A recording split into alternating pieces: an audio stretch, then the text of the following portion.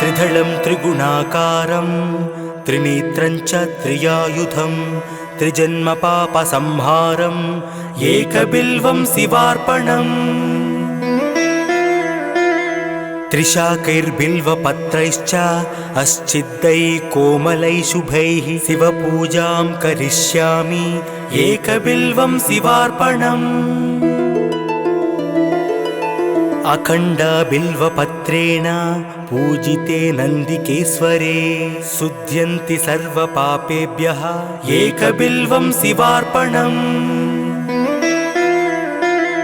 त्रिदलं त्रिगुणाकारं त्रिनेत्रं च त्रियायुधं त्रिजन्मपापसंहारम् एकबिल्वं शिवार्पणम् त्रिशाकैर्बिल्वपत्रैश्च अस्चिद्दैः कोमलैः शुभैः शिवपूजां करिष्यामि एकबिल्वं शिवार्पणम् अखण्डबिल्वपत्रेण पूजिते नन्दिकेश्वरे शुध्यन्ति सर्वपापेभ्यः एकबिल्वं शिवार्पणम् सालग्रामाशिलामेखां जातु विप्राय योर्पयेत् सोमयज्ञमहापुण्यम् एकबिल्वं शिवार्पणम् दन्तिकोटिसहस्राणि वाजपेयशतानि च कोटिकन्या महादानम् एकबिल्वं शिवार्पणम् पार्वत्याः स्वेदसञ्जातं महादेवस्य च प्रियं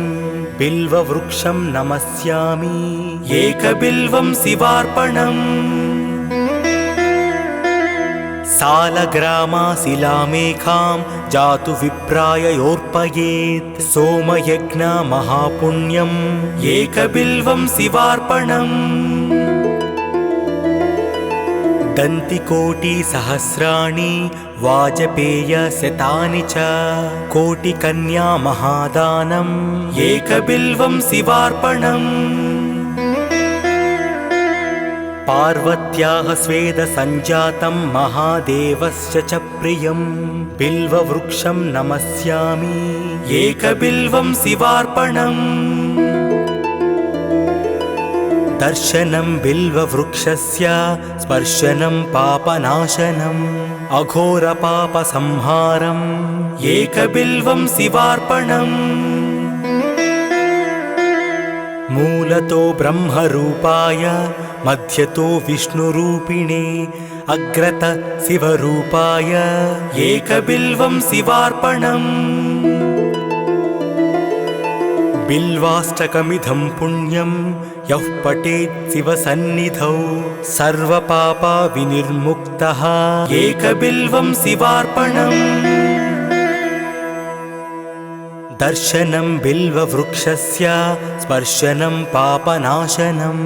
अघोरपापसंहारम् एकबिल्वं शिवार्पणम् मूलतो ब्रह्मरूपाय मध्यतो विष्णुरूपिणे अग्रत शिवरूपाय एकबिल्वं शिवार्पणम् बिल्वाष्टकमिदं पुण्यं यः पठेत् शिवसन्निधौ सर्वपापविनिर्मुक्तः एकबिल्वं शिवार्पणम्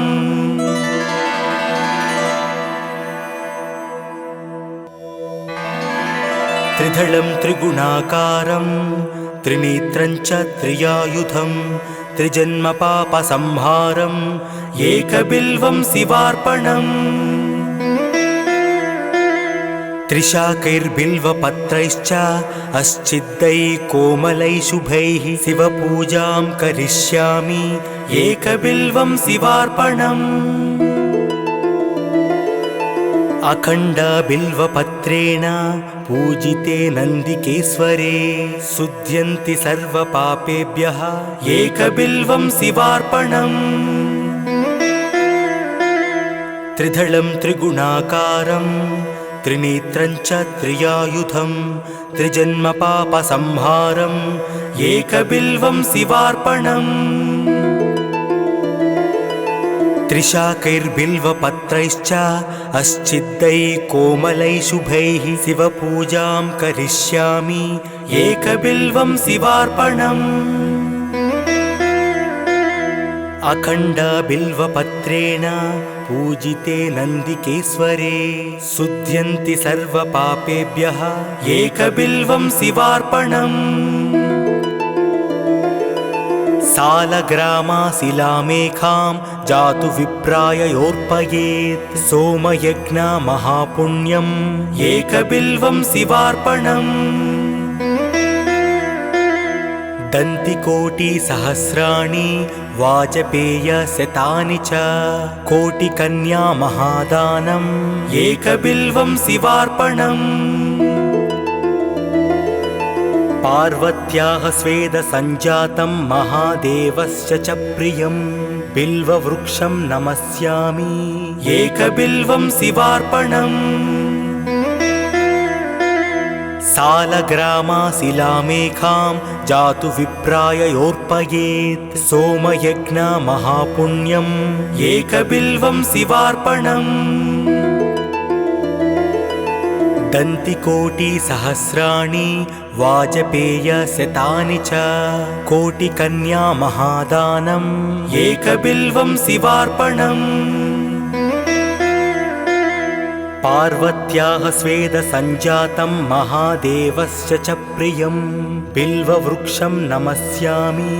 एकबिल्वं शिवार्पणम्। दर्शनं बिल्ववृक्षस्य स्पर्शनं पापनाशनम् अघोरपापसंहारम् एकबिल्वं शिवार्पणम्। मूलतो ब्रह्मरूपाय मध्यतो विष्णुरूपिणे अग्रत शिवरूपाय एकबिल्वं शिवार्पणम्। बिल्वाष्टकमिदं पुण्यं यः पठेत् शिवसन्निधौ सर्वपापविनिर्मुक्तः एकबिल्वं शिवार्पणम्। दर्शनं बिल्ववृक्षस्य स्पर्शनं पापनाशनम् अघोरपापसंहारम् एकबिल्वं शिवार्पणम्। मूलतो ब्रह्मरूपाय मध्यतो विष्णुरूपिणे अग्रत शिवरूपाय एकबिल्वं शिवार्पणम्। बिल्वाष्टकमिदं पुण्यं यः पठेत् शिवसन्निधौ सर्वपापविनिर्मुक्तः एकबिल्वं शिवार्पणम्।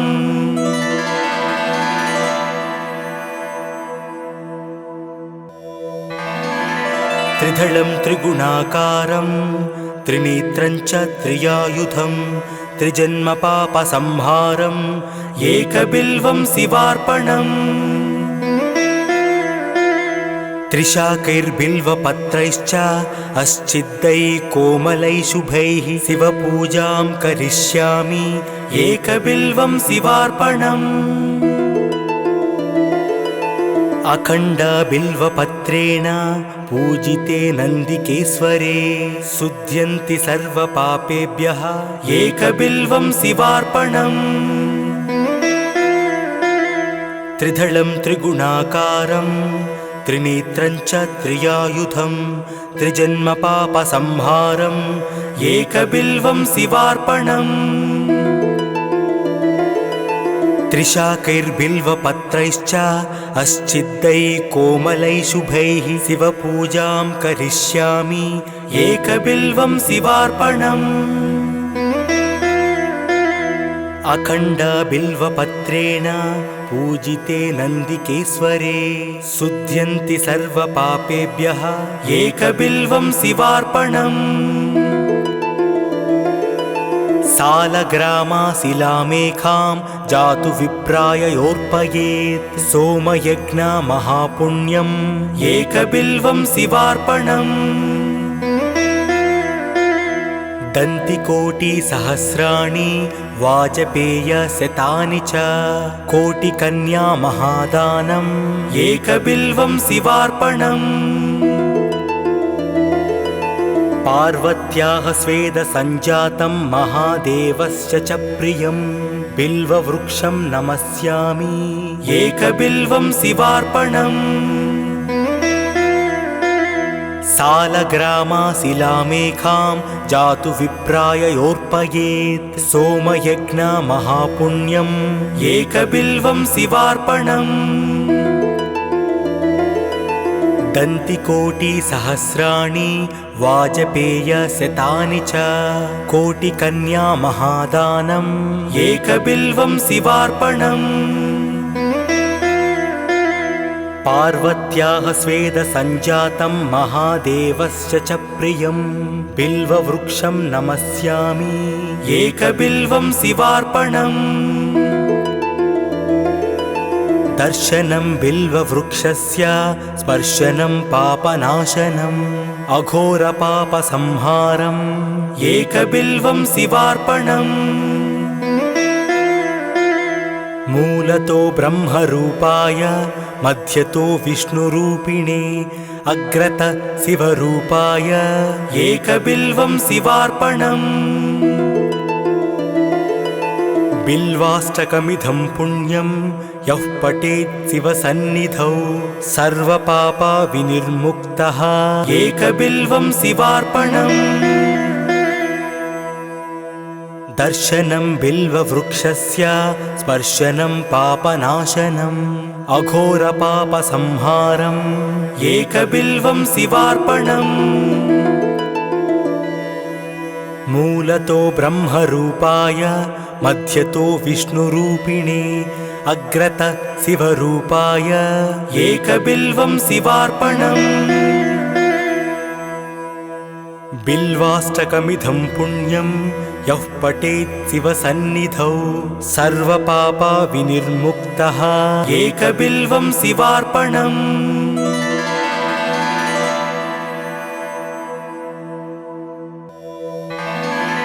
त्रिदलं त्रिगुणाकारं त्रिनेत्रं च त्रियायुधं त्रिजन्मपापसंहारम् एकबिल्वं शिवार्पणम् त्रिशाकैर्बिल्वपत्रैश्च अश्चिद्दैः कोमलैः शुभैः शिवपूजां करिष्यामि एकबिल्वं शिवार्पणम् अखण्डबिल्वपत्रेण पूजिते नन्दिकेश्वरे शुध्यन्ति सर्वपापेभ्यः एकबिल्वं शिवार्पणम् त्रिदलं त्रिगुणाकारं त्रिनेत्रं च त्रियायुधं त्रिजन्मपापसंहारम् एकबिल्वं शिवार्पणम् त्रिशाकैर्बिल्वपत्रैश्च अश्चिद्दैः कोमलैः शुभैः शिवपूजां करिष्यामि एकबिल्वं शिवार्पणम् अखण्डबिल्वपत्रेण पूजिते नन्दिकेश्वरे शुध्यन्ति सर्वपापेभ्यः एकबिल्वं शिवार्पणम् सालग्रामाशिलामेखां जातु विप्राययोर्पयेत् सोमयज्ञ महापुण्यम् एकबिल्वं शिवार्पणम् दन्तिकोटिसहस्राणि वाजपेयशतानि च कोटिकन्या महादानम् एकबिल्वं शिवार्पणम् पार्वत्याः स्वेदसञ्जातं महादेवस्य च प्रियं बिल्ववृक्षं नमस्यामि एकबिल्वं शिवार्पणम् सालग्रामाशिलामेखां जातु विप्राययोर्पयेत् सोमयज्ञ महापुण्यम् एकबिल्वं शिवार्पणम् दन्तिकोटिसहस्राणि वाजपेयशतानि च कोटिकन्या महादानम् एकबिल्वं शिवार्पणम्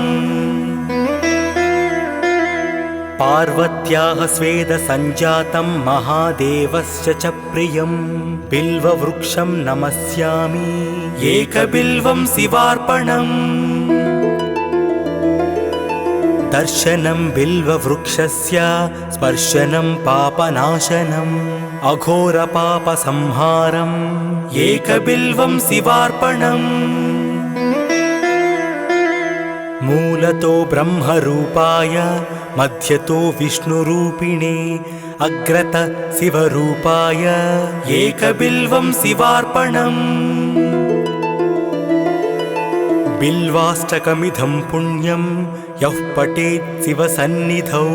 सर्वपापविनिर्मुक्तः एकबिल्वं शिवार्पणम् दर्शनं बिल्ववृक्षस्य स्पर्शनं पापनाशनम् अघोरपापसंहारम्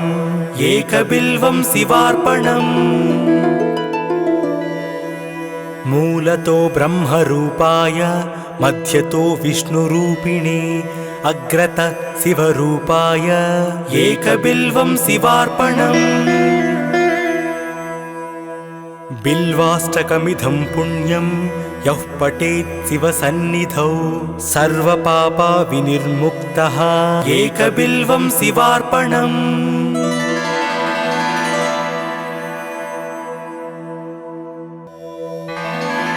त्रिदलं त्रिगुणाकारं त्रिनेत्रं च त्रियायुधं त्रिजन्मपापसंहारम् एकबिल्वं शिवार्पणम् त्रिशाकैर्बिल्वपत्रैश्च अश्चिद्दैः कोमलैः शुभैः शिवपूजां करिष्यामि एकबिल्वं शिवार्पणम् अखण्डबिल्वपत्रेण पूजिते नन्दिकेश्वरे शुध्यन्ति सर्वपापेभ्यः एकबिल्वं शिवार्पणम् त्रिदलं त्रिगुणाकारं त्रिनेत्रं च त्रियायुधं त्रिजन्मपापसंहारम् एकबिल्वं शिवार्पणम् त्रिशाकैर्बिल्वपत्रैश्च अश्चिद्दैः कोमलैः शुभैः शिवपूजां करिष्यामि एकबिल्वं शिवार्पणम् अखण्डबिल्वपत्रेण पूजिते नन्दिकेश्वरे शुध्यन्ति सर्वपापेभ्यः एकबिल्वं शिवार्पणम् सालग्रामाशिलामेकां जातु विप्राय योर्पयेत् सोमयज्ञमहापुण्यम्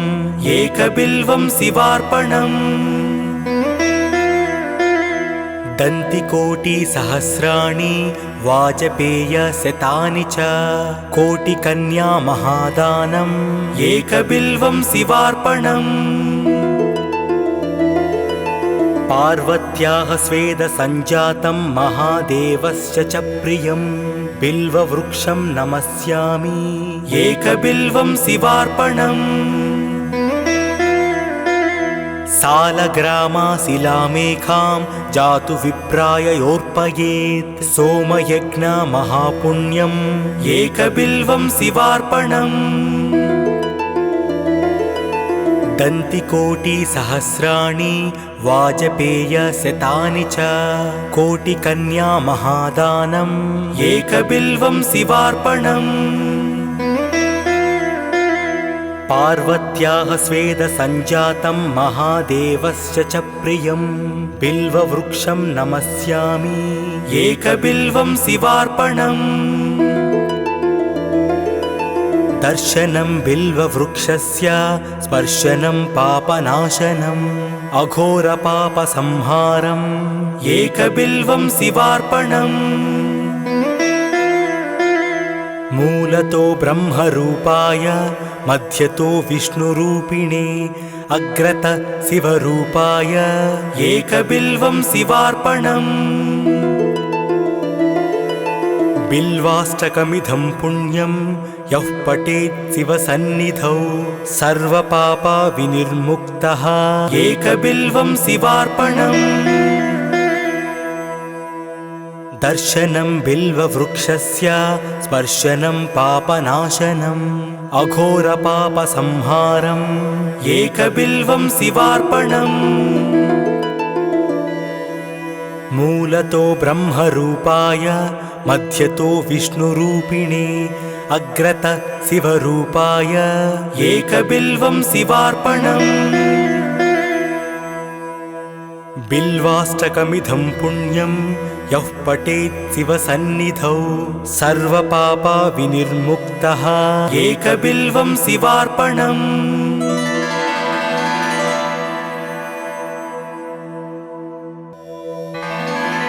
त्रिदलं त्रिगुणाकारं त्रिनेत्रं च त्रियायुधं त्रिजन्मपापसंहारम् एकबिल्वं शिवार्पणम् त्रिशाकैर्बिल्वपत्रैश्च अश्चिद्दैः कोमलैः शुभैः शिवपूजां करिष्यामि एकबिल्वं शिवार्पणम्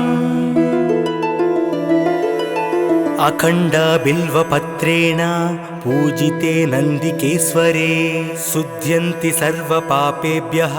एकबिल्वं शिवार्पणम् त्रिदलं त्रिगुणाकारं त्रिनेत्रं च त्रियायुधं त्रिजन्मपापसंहारम् एकबिल्वं शिवार्पणम् त्रिशाकैर्बिल्वपत्रैश्च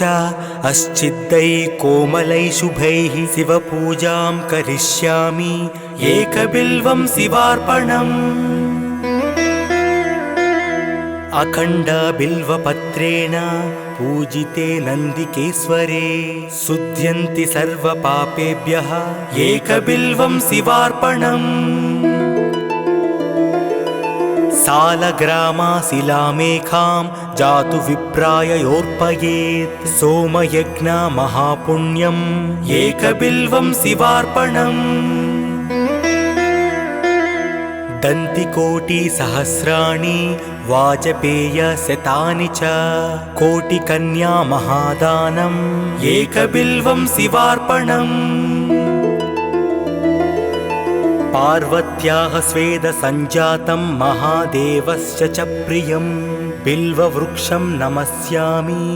एकबिल्वं शिवार्पणम्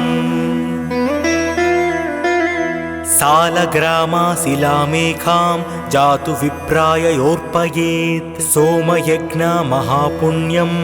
एकबिल्वं शिवार्पणम् दन्तिकोटिसहस्राणि वाजपेयशतानि च कोटिकन्या महादानम् एकबिल्वं शिवार्पणम् पार्वत्याः स्वेदसञ्जातं महादेवस्य च प्रियं बिल्ववृक्षं नमस्यामि एकबिल्वं शिवार्पणम् दर्शनं बिल्ववृक्षस्य स्पर्शनं पापनाशनम् अघोरपापसंहारम् एकबिल्वं शिवार्पणम् मूलतो ब्रह्मरूपाय मध्यतो विष्णुरूपिणे अग्रतः शिवरूपाय एकबिल्वं शिवार्पणम् बिल्वाष्टकमिदं पुण्यं यः पठेत् शिवसन्निधौ सर्वपापा विनिर्मुक्तः एकबिल्वं शिवार्पणम् दर्शनं बिल्ववृक्षस्य स्पर्शनं पापनाशनम् अघोरपापसंहारम् एकबिल्वं शिवार्पणम् मूलतो ब्रह्मरूपाय मध्यतो विष्णुरूपिणे अग्रतः शिवरूपाय एकबिल्वं शिवार्पणम् बिल्वाष्टकमिदं पुण्यं यः पठेत् शिवसन्निधौ सर्वपापा विनिर्मुक्तः एकबिल्वं शिवार्पणम्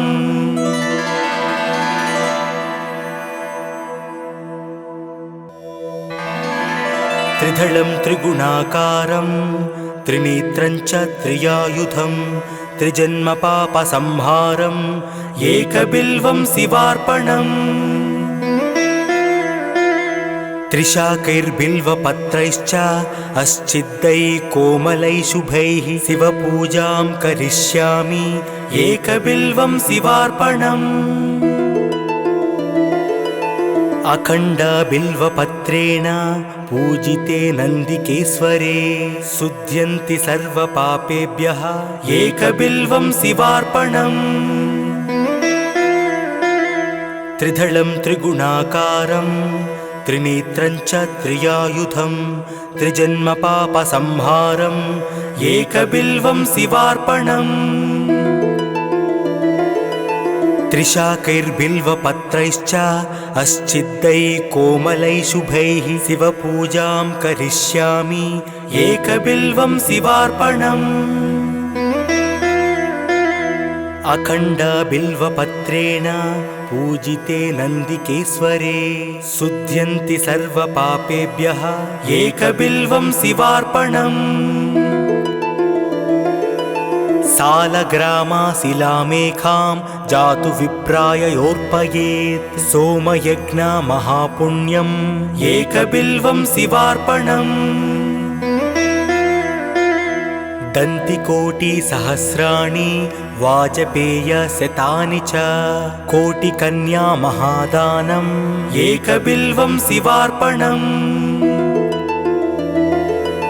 पार्वत्याः स्वेदसञ्जातं महादेवस्य च प्रियं बिल्ववृक्षं नमस्यामि एकबिल्वं शिवार्पणम् सालग्रामाशिलामेकां जातु विप्राय योर्पयेत् सोमयज्ञमहापुण्यम् एकबिल्वं शिवार्पणम् दन्तिकोटिसहस्राणि वाजपेयशतानि च कोटिकन्या महादानम् एकबिल्वं शिवार्पणम् पार्वत्याः स्वेदसञ्जातं महादेवस्य च प्रियं बिल्ववृक्षं नमस्यामि एकबिल्वं शिवार्पणम् दर्शनं बिल्ववृक्षस्य स्पर्शनं पापनाशनम् अघोरपापसंहारम् एकबिल्वं शिवार्पणम् मूलतो ब्रह्मरूपाय मध्यतो विष्णुरूपिणे अग्रत शिवरूपाय एकबिल्वं शिवार्पणम् बिल्वाष्टकमिदं पुण्यं यः पठेत् शिवसन्निधौ सर्वपापविनिर्मुक्तः एकबिल्वं शिवार्पणम् दर्शनं बिल्ववृक्षस्य स्पर्शनं पापनाशनम् अघोरपापसंहारम् एकबिल्वं शिवार्पणम् मूलतो ब्रह्मरूपाय मध्यतो विष्णुरूपिणे अग्रत शिवरूपाय एकबिल्वं शिवार्पणम् बिल्वाष्टकमिदं पुण्यं यः पठेत् शिवसन्निधौ सर्वपापविनिर्मुक्तः एकबिल्वं शिवार्पणम्